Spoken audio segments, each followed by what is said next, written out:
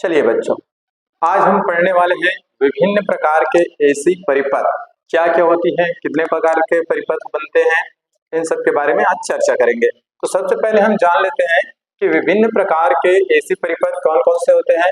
तो पहला हम इसमें पढ़ेंगे एसी परिपथ जिसमें केवल ओमी प्रतिरोध R हो, ओमी प्रतिरोध R हो। यह है पहला, कौन सा परिपथ? एसी परिपथ जिसमें सिर्फ क्या हो, ओमी प्रतिरोध R हो, इसके बारे में पढ़ेंगे।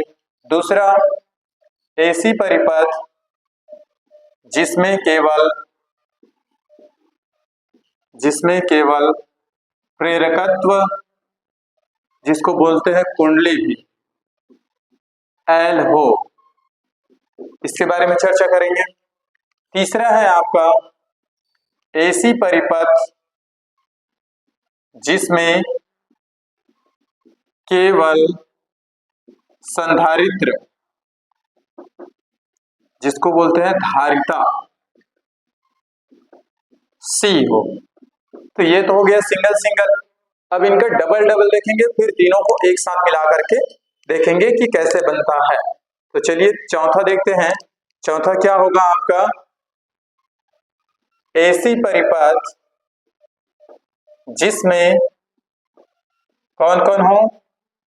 ओमी प्रतिरोध R, ओमी प्रतिरोध R व धारिता C हो।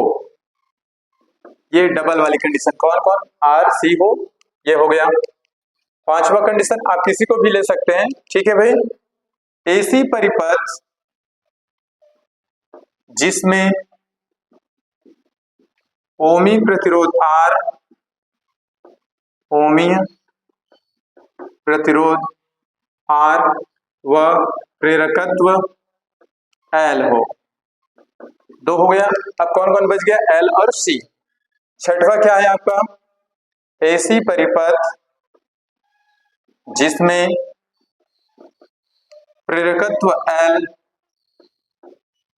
व धारिता C हो, धारिता C हो। इस प्रकार से 6 बन गया। जब तीनों क्या हो? सिंगल सिंगल हो, फिर तीनों डबल डबल हो, ये एक बार, ये एक बार और ये दोनों एक बार। अब जब तीनों एक साथ हो तो सातवां कंडीशन क्या होगा? एसी परिपथ जिसमें ओमी प्रतिरोध R,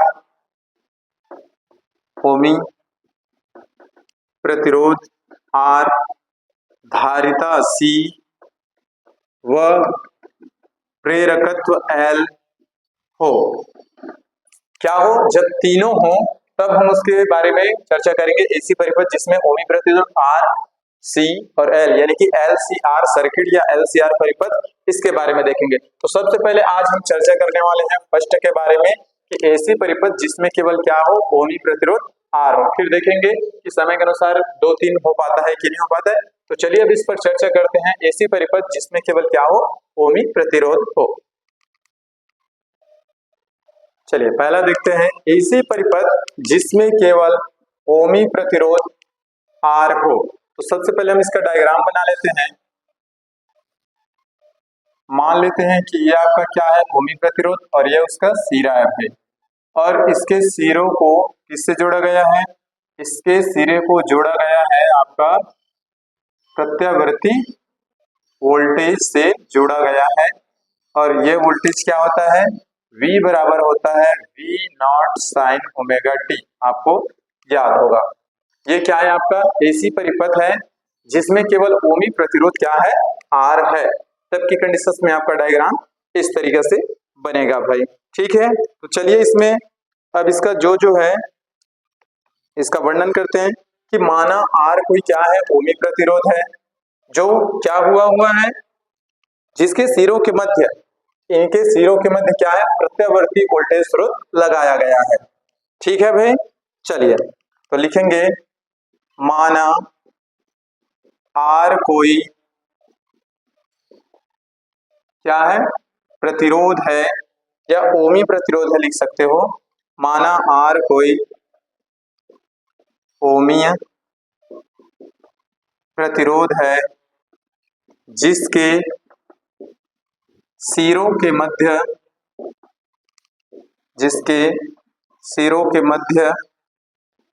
क्या लगाया गया? प्रत्यावर्ती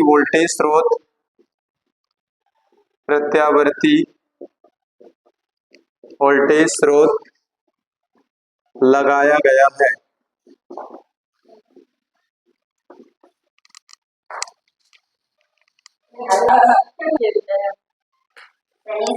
माना आर कोई ओमिक प्रतिरोध है जिसके सिरों के मध्य क्या है? प्रत्यावर्ती वोल्टेज, ये आपका क्या है? स्रोत लगाया गया है। ठीक है। यदि किसी क्षण टी पर प्रत्यावर्ती वोल्टेज का समीकरण निम्न हो तो, यदि किसी क्षण टी पर यानी कि समय पर प्रत्यावर्ती वोल्टेज का समीकरण निम्न हो तो, या ऐसे बोल सकते यदि किसी क्षण टी पर प्रत्यावर्ती वोल्टेज का समीकरण निम्न होगा, क्या होता है वोल्टेज का? V बराबर, ये आपके सामने में दिख रहा है, V not sine omega T. इसको देना इक्वेशन नंबर फर्स्ट। यहां तक क्लियर हो गया? ठीक है ना। आगे देखना क्या होगा। अब ये आपका क्या है? ओमी प्रतिरोध R है, तो यहाँ ओम का नियम लागू होगा भाई। तो लिखेंगे अब यदि किसी क्षण t पर ओमी प्रतिरोध R में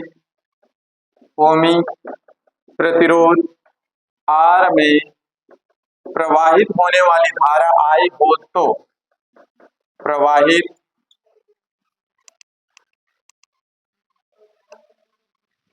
प्रवाहित धारा I हो तो ओम के नियम से, ओम का नियम क्या बोलता है? I बराबर V बटे R। अब V का मान कहां से रखेंगे? समीकरण 1 से।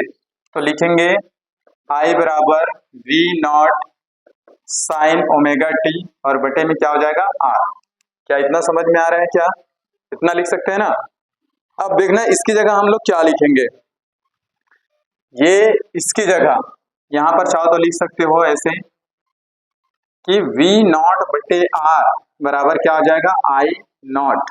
इतना हम लिख सकते हैं, क्योंकि V नॉट बटे R यानी कि V बटे R की जगह क्या? I, तो V नॉट बटे R की जगह क्या हो जाएगा? I नॉट हो जाएगा। तो ये क्या हो जाएगा? I बराबर I not sine omega T. यहाँ पर लिख चुके हैं हम। जहां लिख सकते हो ये क्या चीज है? जहां I नॉट धारा का शिखर मान है, धारा का शिखर मान है। क्लियर? मालूम है ना भाई। इसको देना इक्वेशन नंबर 2।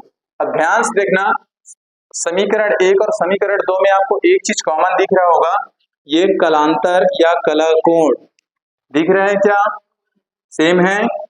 यानी कि समीकरण 1 और 2 से स्पष्ट है कि अगर हम इनका कलांतर निकालें तो कलांतर कैसे निकलेगा? इनका 0 हो जाएगा, क्योंकि सेम कलांतर होने की वजह से इनका जो ग्राफ बनेगा वो एक सरल रेखा में प्रदर्शित होगा। अगर धारा और वोल्टेज के बीच हम लोग ग्राफ निकाले, धारा और वोल्टेज के बीच, तो इसका कला कोण समीकरण 1 और 2 से ध्यान देखना, यहाँ भी ओमेगा टी, यहाँ भी ओमेगा टी। तो इससे क्या होगा कि इनके बीच का जो कलांतर क्या होता है? शून्य होता है। तो सबसे पहले तो हम कलांतर ही निकालेंगे, उनके बाद फिर इसका फेजर आरेख भी निकालेंगे। ठीक है भाई। चलिए तो कलांतर देख लें। तो समीकरण 1 व 2 से, समीकरण 1 व 2 से स्पष्ट है कि ओमी प्रतिरोध R का, ओमी प्रतिरोध R का कलांतर कैसे निकलेगा? अगर कलांतर निकालेंगे तो देखो इसका भी ओमेगा टी, इसका भी ओमेगा टी, कलांतर मतलब कला में अंतर। ठीक है ना भाई। तो omega T minus omega T कुल मिला के क्या आ गया? शून्य। तो क्या होता है? कलांतर शून्य होता है। क्या इतना समझ में आ गया? क्या कलांतर शून्य होता है? समीकरण 1 व 2 से क्या है कि ओमी प्रतिरोध R का कलांतर क्या होता है, शून्य होता है। इसलिए आपका कौन कौन वोल्टेज और धारा एक ही रेखा में होते हैं, इसलिए वोल्टेज व धारा एक ही रेखा में होते हैं। जब इसका फेजर आरेख बनाएंगे तो दोनों एक ही रेखा में होंगे। तो सबसे पहले हम इसका क्या करते हैं, ग्राफ बनाते हैं। फेजर आरेख नहीं बना रहे, ये वाला ग्राफ बना रहे हैं, प्रत्यावर्ती स्रोत वाला। तो इस डायरेक्शन में क्या रहता है आपका, ओमेगा टी रहेगा, कोणीय आवृत्ति ओमेगा टी, या बोल सकते हो कोणीय वेग, या आपको बोल सकते हो कोण, ठीक है ना भाई, कला कोण बोल सकते हो। अब अगर इनके बीच हम ग्राफ खींचे तो ध्यान से देखना, इस डायरेक्शन में ये वाला डायरेक्शन आपका प्लस होता है, ये आपका माइनस होता है, ठीक है। और इस डायरेक्शन में किसको प्रदर्शित करते हैं, V और I को, ठीक है ना भाई, और यहाँ प्रदर्शित करते हैं कला कोण को। अब ध्यान से देखना, इस वाले में क्या है कि कौन सा ऐसी परिपथ जिसमें केवल क्या ओमी प्रतिरोध है, इसमें क्या है वोल्टेज और आपका धारा दोनों क्या है समान कला में है, मतलब दोनों की जो कोण है ओमेगा टी, ठीक है ना भाई, इनके बीच कला का क्या है, कलांतर 0 है। अगर हम इसका ग्राफ बनाएं तो मान लेते हैं कि ये किसका है, वोल्टेज का, किसका ग्राफ है, वोल्टेज का। तो ये वाला पॉइंट आपका क्या कहलाता है, शिखर मान। तो अगर मैं इसको इधर न बना करके इधर बना रहा हूं, ठीक है ना भाई, ये क्या है आपका वोल्टेज का शिखर मान। तो इसको किससे प्रदर्शित करते हैं, V0 से, ठीक है। तो यहाँ पर अगर देखें तो ये कौन सा डिग्री का, 90 डिग्री का कोण बनाएगा, यानी कि 90 डिग्री को π/2 से प्रदर्शित करते हैं। पाई का मान होता है 180। देखो सरल रेखा यहां से लेकर यहां तक ये कितना बनेगा, पाई बनेगा। एक सरल रेखा का कोण कितने डिग्री का कोण बनाता है, पाई, यानी कि 180 अंश का कोण बनाता है। अगर यहाँ π/2 है, ये आपका पाई है, तो यहाँ तक कितना होगा और ये वाला पूरा कितना होगा, तो पूरा वाला क्या 2 पाई होगा क्या। अगर मैं इसको पूरा उठा करके यहाँ ला दूं, यानी कि 360 डिग्री का कोण बनाएगा, एक सर्कल बनेगा। तो ये कितना हो जाएगा, ये क्या 3/2 होगा, ठीक है ना भाई। अब ध्यान से देखना, यहाँ पर अभी क्या कर रहे हैं, ये तो आपका वोल्टेज के लिए ग्राफ हो गया। अब हमको प्रदर्शित करना है इसमें धारा को। अब दोनों का कलांतर क्या है, समान है, तो समान कला में होता है। तो मैं आपको बताया हूं कैसे बनता है इसका ग्राफ, कैसे बनता है मालूम है ना, ये आपका धारा का है, तो समान कला में है तो यहाँ टकराएगा, ठीक है। उसके बाद फिर क्या हो जाएगा, यहाँ भी। तो इस तरीके से ये क्या बनेगा आपका वोल्टेज और धारा के मध्य ग्राफ बनेगा। तो ये वाला जो आपका ब्लू कलर का लाइन है किसका है, वोल्टेज का, और ये ब्लैक कलर वाला किसको प्रदर्शित कर रहा है, धारा का। तो ये हो जाएगा आपका वोल्टेज और धारा के लिए ग्राफ बन जाएगा। इस तरीके से हम इसको ग्राफ में प्रदर्शित करेंगे, कब, जब दोनों क्या होंगे, समान कला में होंगे, ठीक है भाई। ये आपका वोल्टेज के लिए हो गया और ये आपके धारा के लिए हो गया। अब इसका हम देखेंगे कला फेजर आरेख, क्या देखेंगे, फेजर आरेख कैसे बनाते हैं। तो लिखेंगे आर परिपथ के लिए फेजर आरेख, आर परिपथ यानी कि ओमी प्रतिरोध परिपथ के लिए, आर परिपथ के लिए फेजर आरेख, ये वाला डायग्राम समझ में आया ना, फेजर आरेख। अब ध्यान से देखना कैसे बनेगा फेजर आरेख। तो कैसे बनाते हैं फेजर आरेख, कल देखे थे फेजर आरेख कैसे बनाते थे, चलिए तो इधर ध्यान से देखना ये कैसे बनेगा भाई फेजर आरेख। देखो ये आपका मूल बिंदु है, अगर मैं वोल्टेज के लिए बनाता हूं मान लीजिए, तो ये आपका किसके लिए हो जाएगा, वोल्टेज के लिए हो जाएगा V0, ठीक है। और दोनों क्या है, समान कला में है। अगर मैं इनके बीच जो कोण बनाऊं यानी कि ओमेगा टी, तो दोनों क्या कोण बना रहे हैं, ओमेगा टी बना रहे हैं, ठीक है ना भाई। ध्यान से देखना, तो ये वाला आपका वोल्टेज का हो गया। तो इसी रेखा में क्या मिलेगा आपको, धारा भी मिलेगी। तो मान लेते हैं कि यहाँ पर कौन है आपका, धारा है, I0 है, ठीक है ना भाई। तो अगर मैं इसको क्या करूं कि इस वाले डायरेक्शन से, यानी कि ये आपका y अक्ष है, आपका x अक्ष है, ठीक है ना भाई। तो अगर मैं इसको इस वाले से क्या करूं, लंब डाल दूं, V0 पर अगर मैं ऐसे लंब डालूं ठीक है, तो ये किसको प्रदर्शित करता है? वोल्टेज के तात्क्षणिक मान को। ठीक है ना भाई, ये वाला भी किसको प्रदर्शित करता है? वोल्टेज के तात्क्षणिक मान को। अगर मैं इस पर ग्राफ, इस पर भी लंब डालूं, इस पर जो आपका आई नॉट है, तो इस पर अगर मैं लंब डालूंगा तो ये किसको प्रदर्शित करेगा? धारा के तात्क्षणिक मान को प्रदर्शित करता है। इस तरीके से आप क्या करेंगे?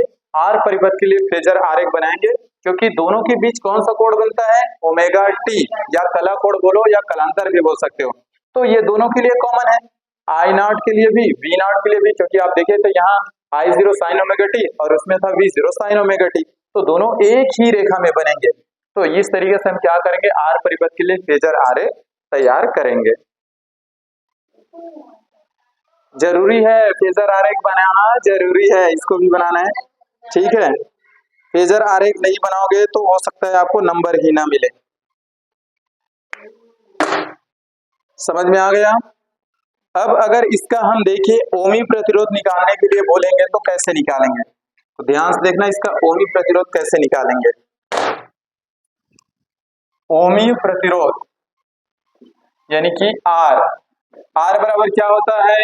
V बटे आई, और V की जगह मैं क्या लिख सकता हूं? क्या V not sine omega T लिख सकता हूं, और I की जगह I not sine omega T, इतना लिख सकते हैं। अच्छा, ये दोनों पूरा कैंसिल हो जाएगा, sine omega T sine omega T, तो बचेगा क्या आपके पास? V नॉट और I नॉट। क्लियर है? ठीक, अब आगे देखना क्या होगा। आप इस V नॉट की जगह इतना लिख सकते हो क्या? √2 into V R M S. कहां से आ रहा है? धारा का वर्ग माध्य मूलमान, तो ये वोल्टेज का वर्ग माध्य मूलमान होगा। कैसे निकाले थे, कुछ याद आ रहा है? पढ़े हो ना? पढ़े हैं कि नहीं पढ़े हैं? ये कहां से आ रहा है आपका?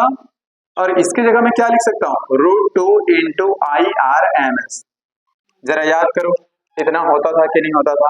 ऐसे होता था कि आई नॉट बराबर आई आर एम एस, ऐसे होता था, आई आर एम एस बराबर आई नॉट बटे में √2। जरा याद करो, इतना धारा का वर्ग माध्य मूलमान होता था।